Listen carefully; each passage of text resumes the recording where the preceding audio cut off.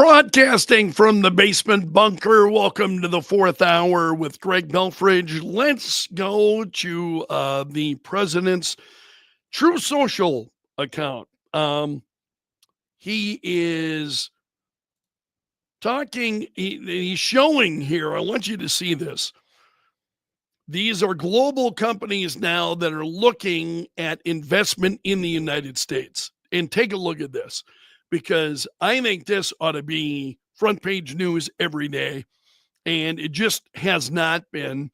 Look at the number of companies here and the amount of money that they are investing.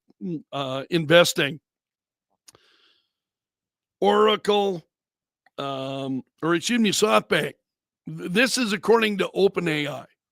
So SoftBank, 500 billion, Apple, 500 billion, Nvidia, hundreds of billions. And it just goes on. Look at the billions of dollars being invested by these companies. Some of them we've been talking about. Stellantis recently made news. Honda recently made news. Hyundai recently made news. A number of these companies shifting production to America. Honda, Nissan, Hyundai, and on and on. But the billions of dollars that are coming into the United States, as it's just absolutely incredible. And what is it that's driving these people to come into the country? It's these tariffs. It's these tariffs that these companies would otherwise be forced to pay, driving them into the United States. That is, I think it's pretty incredible stuff. Also, coming up this evening, the Kristi Noem is going to be on special report tonight. This would be at 5 p.m. Central Time. 5 p.m. Central Time tonight. Kristi Noem will be on special report with Brett Baer coming up tonight. So I wanted to at least alert you to that. There's been a lot of coverage of Kristi Noem going on. Washington Post has had stories, and I'm starting to get emails, and so we'll see where it goes. That Rolex watch that she was wearing has been getting a lot of attention, and I think understandably so.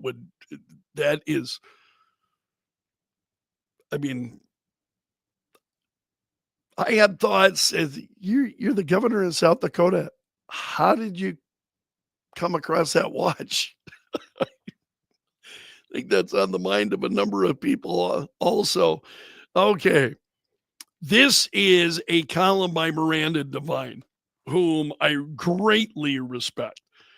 And it's an opinion piece by Miranda Devine, and talking about this Doge team that was on the stage with Elon Musk on special report with Brett Baer the other day, and who they are.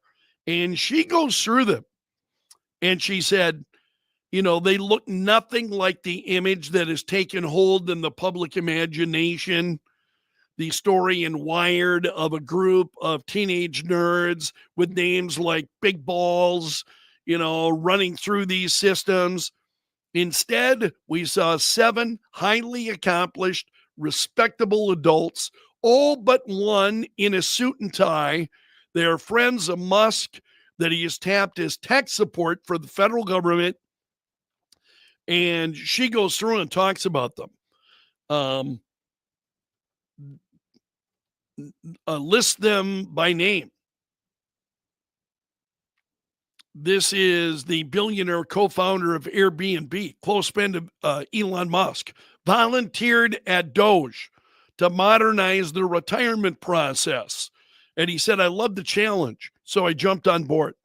We are taking the best of Silicon Valley in the business world and bringing it into the government. I'm here because it's an interesting problem.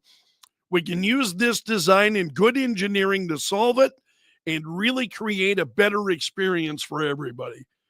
Wow, this is so much at odds with what you're hearing from people who are screaming on the left, I think. And some of the Steve Davis, an aerospace engineer. He's Musk's top guy from SpaceX. And he said to have the country going bankrupt would be a very bad thing. He and the others have put our lives on hold because we believe there is a chance to succeed. Tom Krause, a Silicon Valley CEO, has been in Musk's orbit for 15 years, also joined Doge.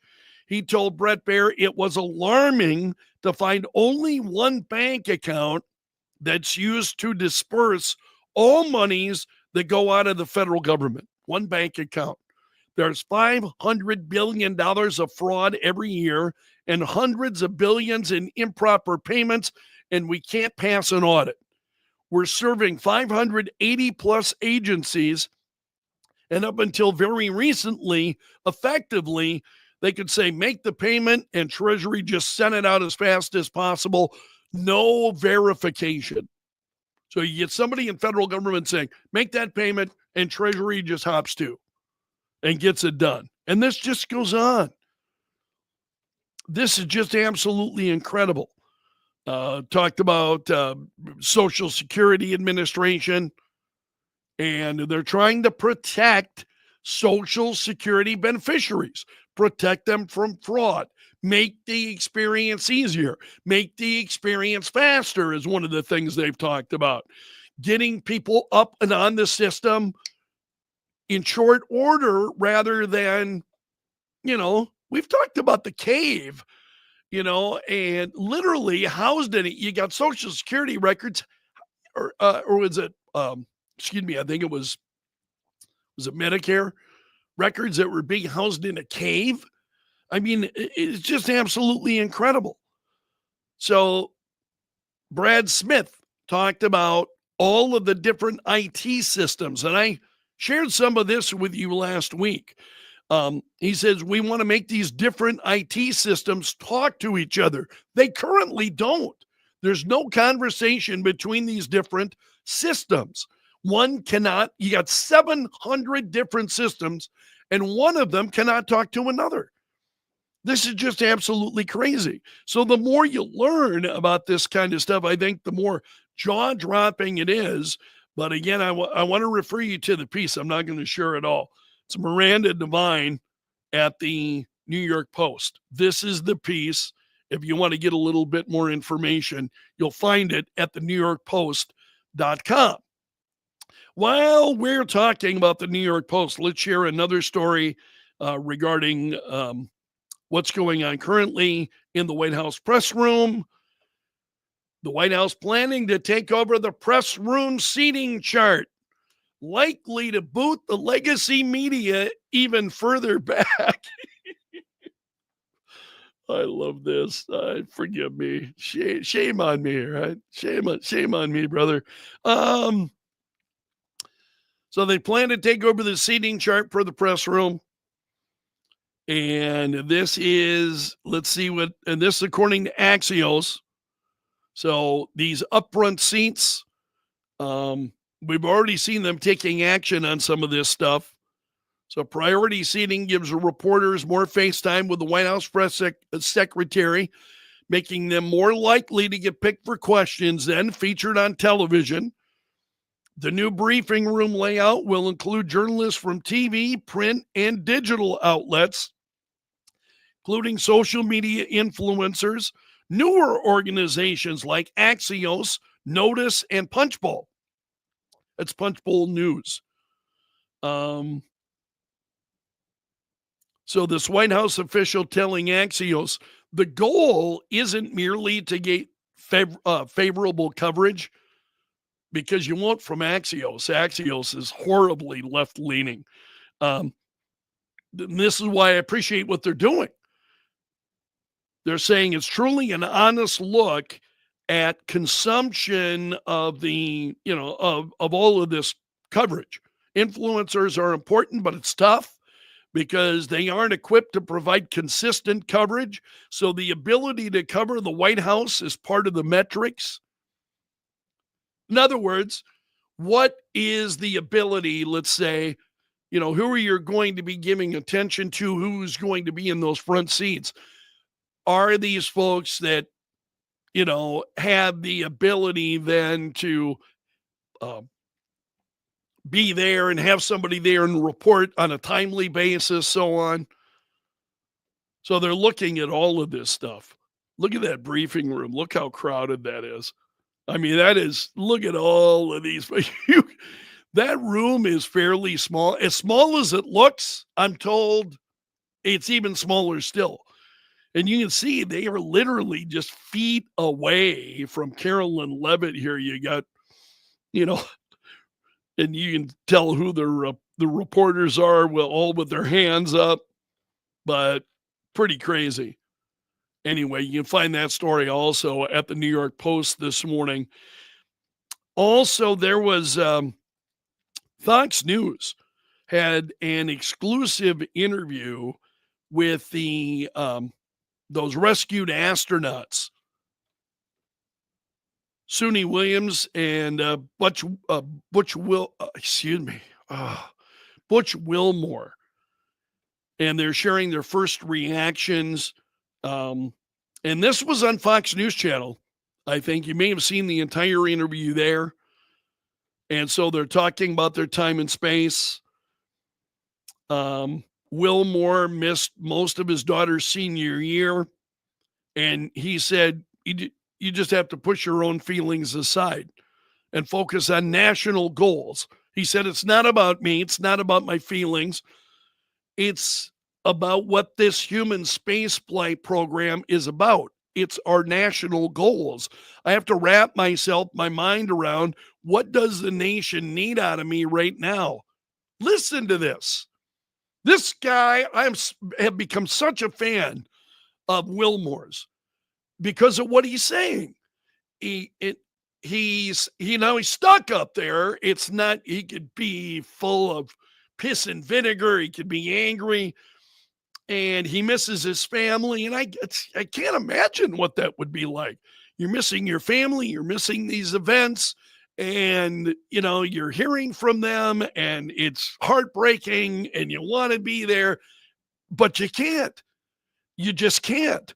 And this guy is just, I think, deserving of a lot of admiration. And he said, what does the nation need out of me right now? Did I think about not being there for my daughter's high school year? Of course, certainly. Deal with the personal side of it, but I can't let that interfere with what I'm called to do. I just think right there, Wilmore's story is just so, I have found it greatly inspiring. And I think it just speaks incredibly well of some of the people that we have in the space program working with NASA. So now they have returned to Earth, and this was their first interview, I think, lengthy interview that they did with Fox News. So if you want more details, again, this story is from the New York Post. You can watch the video at foxnews.com. Foxnews.com has the entire video. President Trump promised last week to personally cover overtime pay for the astronauts. He said he wants to welcome them to the White House when they're fully recovered. Can you imagine what that might be like? You're up in space for that length of time. And I think Wilmore had a little bit of trouble walking. As you might imagine, man, your muscles would atrophy, begin to atrophy in space because you don't use them in the same kind of way. Pretty incredible to watch what they have gone through. Also, the president talking about a TikTok deal. Sale of TikTok could come before the Saturday deadline. So a deal with ByteDance to sell TikTok. Are you on TikTok? Any of you? Are you on TikTok? I'd love to hear from you. Just comment below if you're on TikTok. I am not on the platform. So Trump set a deadline of April 5th for TikTok to find a non-Chinese buyer or face a U.S. ban. And he said yesterday, we have a lot of potential buyers. There's tremendous interest in TikTok. I'd like to see TikTok remain alive. As to whether I think there are a lot of people who would love to see a new buyer for TikTok. Whether that's going to happen, I have not believed that it would. ByteDance has just been, they have just stood fast. They have said previously they will let TikTok fold in the United States rather than sell it to a buyer in the United States, which for me is all the more reason not to be on TikTok, but we'll see where it goes from there as to whether or not how that shapes up. And there was one other story that I'll share with you this morning before I cut you loose. This was an interview. This is coming from Matt Vespa at Town Hall. And there are other stories as well this morning echoing this one. Where PJ Media's got one as well. PJ Media has a companion story to this. But this one is by Matt Vespa and talking about Trump's tariff policy and so on. And he's talking about, what the media is going to do. There's some media analysis here by Vespa. And then he points to an interview on Fox News and Sean Fain. Now, I talked about Peter Navarro on the 4th hour with you last week. Peter Navarro is one of the president's top advisors on trade.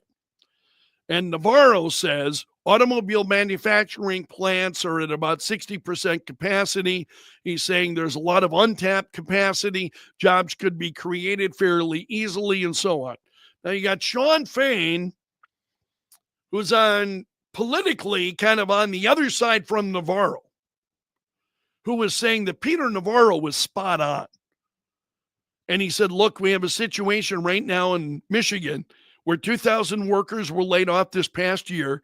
They built the Ram truck there for years under Stellantis. Stellantis made a decision to shift that production to Mexico. They could shift that work back in very short order and be producing Ram trucks right back there, put those people back to work.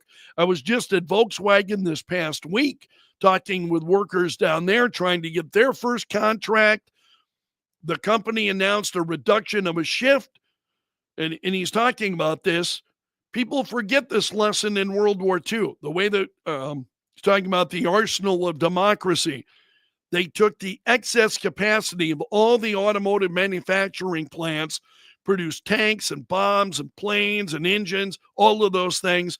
And he said, it's no different right now. We have excess capacity. They could bring work back in very short order.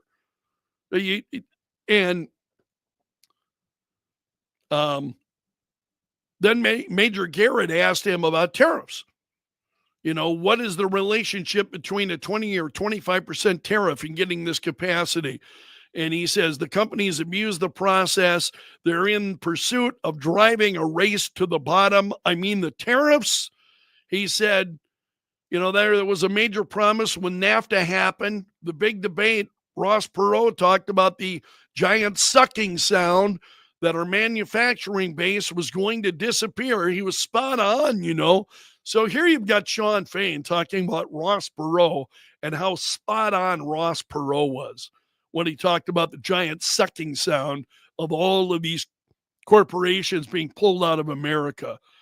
And he's saying, that's what we've seen over the course of the last 30 years. We saw 90,000 plants leave. And he's saying of tariffs, they're a tool in the toolbox. They're not the end-all solution. We have to fix the broken trade system. But the way tariffs work, it's a motivator. So here you've got Sean Fain talking about, and again, who is politically on the other side of the aisle from many of us, talking about how the tariffs can be a big motivator. That's what Peter Navarro has been talking about. I think he's been out there pretty consistently here the past week, talking about the reaction and what the tariffs are actually going to do. And I think what these men are saying gets lost because you get so many people out there, screaming at the top of their lungs, overreacting, and this is terrible. And here's what's wait a minute. This is why I said on the air this morning, let's all take a breath. Let's calm down. Let's wait and see. Let's see where we go. Let's see how things,